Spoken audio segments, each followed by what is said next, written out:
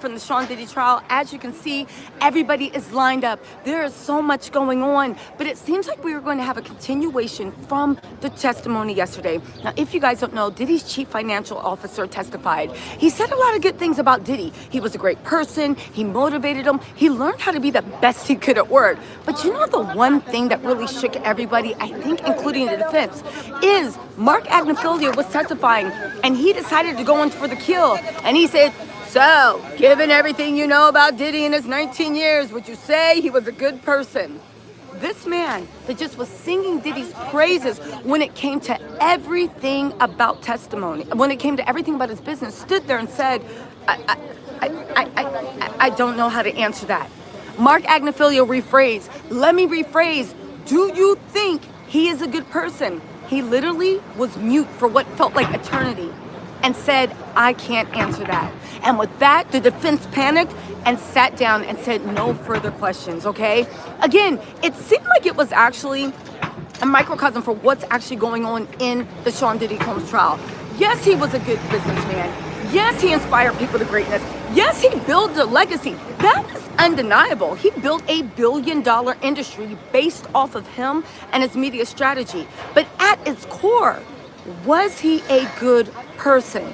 And did that even rise to the level of being criminal? And you guys know I've been out here all week, and I truly honestly feel like the answer is hell yeah, Rose, to being criminal. If you guys don't remember, there's been a lot of people saying, where's the RICO, where's the RICO, where's the RICO? Yesterday, the CFO, even though he's saying Diddy's praises, gave the prosecution the groundwork they needed to show the RICO, that Diddy used company funds, laundered them into his private accounts, and used that in cash that was not declared to the IRS, and that who Diddy, if you believe Eddie Garcia, encouraged not to report the money. And Eddie Garcia said he took Diddy's advice and he did not report the money.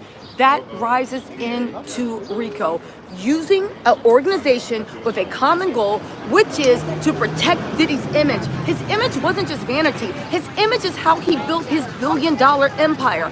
Perfect dad, mogul, playboy, but he has a part of gold. His image was his money. If you think about this, this is the first social media influencer trial, because that's what Diddy was. We even found out with Diageo and the Ciroc. He was never an owner in Ciroc. He was sweat equity, a partner, but his job was to promote, to place, to do that. He actually was not even a money equity holder in Ciroc. In any case, you guys, let's move on from that, because the CFO has the CEO has literally laid the groundwork for Sean Diddy Combs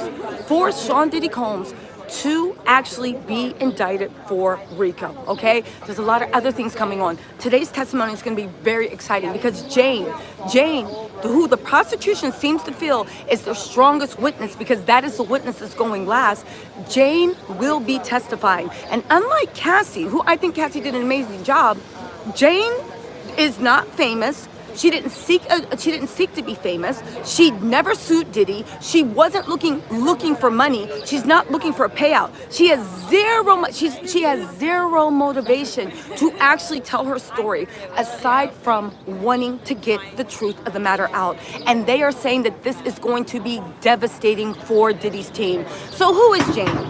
Jane is anonymous. Now, as you guys know, I'm a big fan of keeping all witnesses anonymous. If they don't want their name used, they don't need to be. To me, because there is nothing in their past that they can actually use to actually shame them, it really doesn't matter who they are. And you guys know I'm a tireless advocate for SA. I am the one that broke the Sean Diddy Combs, the fact that he was under investigation, the fact that there was a grand jury being convened, the fact that there was going to indictment handing out, the fact that he would be arrested. I mean, who could have predicted the jury tampering, right? But also with the Jane. Who is Jane? I have my suspicions, but they genuinely are 100% guesses. Jane's identity has been locked down. Now, if you guys don't know, Mama Three Boys, thank you so much for the super chat. There is that whole scuffle about what happened with Mia. The government is literally sanctioning news organizations and outlets for posting her image, her full name, because doxing is giving somebody's full name, her image and her likeness, with the intent to harass, bully, and shame. They are literally strengthening right now with Jane. They're saying that that cannot happen again. They will be behind the screen, meaning people in the overflow room will not see who she is, meaning people in the public and media, if you are not in the main courtroom, will not be able to see who she actually is. The government is not playing. If you guys don't know, yesterday, I don't know what's going on. If you guys don't know, the government also yesterday had an issue in the courtroom. And this is where there are mistrial accusations going about. If you guys don't know, there was a woman in the courtroom that was escorted by force out of it. There were shouts of, pull your out. There were three or four people on her, guards, that were trying to move her, and they could not move. And Venus Green said, good morning, Tisa from Florida, still Oklahoma. You look gorgeous this morning. Thank you so much. There was so much going on. A lot of people said that it seems odd that this happened because it might help Diddy's team get a mistrial.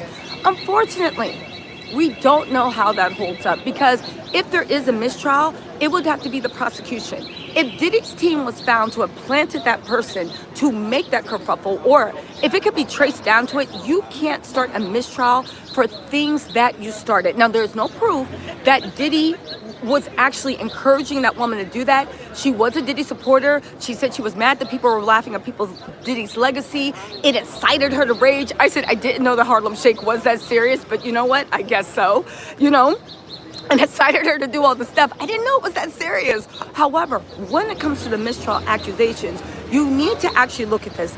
How much of your home equity do you need to change